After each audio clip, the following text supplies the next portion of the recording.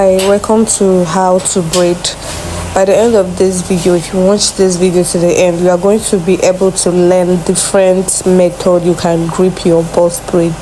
Yes, you heard me right. Both your small boss braid, your large boss braid, you are just going to be able to grip them if you are having any issue gripping boss braid. So watch this video to the end. Make sure that you press the red subscribe button so that you can always see my tutorial videos. Okay,